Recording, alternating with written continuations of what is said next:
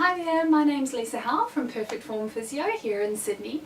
Now today I wanted to talk about a very common knee issue that we see every week called patellofemoral pain. Now I wanted to do a quick video about it because it's something that we often see people who have had it for a long period of time, they've seen lots of therapists, but it's really still very niggly and doesn't get 100% better. This is often because all of the contributing factors aren't actually looked at, and it's something that we do go into a lot of detail to make sure that we can get rid of it for good. Now, patellofemoral pain, obviously, is patella, your kneecap, and femoral, your thigh bone. This is pain where the undersurface of the kneecap has been rubbing on the thigh bone. Now, if you start looking at this on Google or anything, you'll often find that people talk a lot about the VMO muscle, vastus medialis oblique. The principle that's often described is that three muscles of the quadriceps tend to pull the kneecap off to one side, and there's not enough strength in the VMO to actually keep the kneecap tracking where it should. Now this can be a part of the patellofemoral pain syndrome.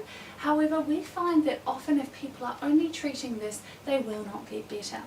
This is simply because the alignment of the knee comes from several other places, and this is kind of like the icing on the cake. It is not about the strength of the VMO, but the timing.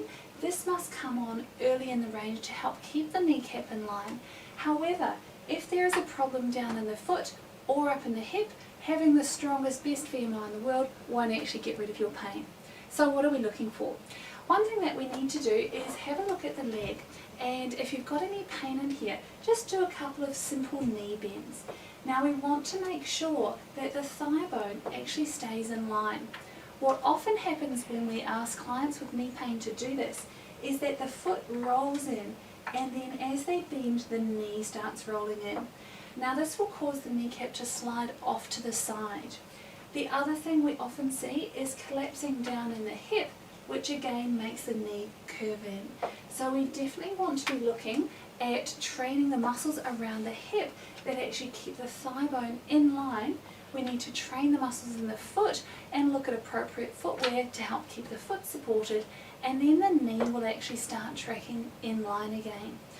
If it's been happening for some time, we may need to do some release techniques through the outside and some retraining for all those muscles on the inside.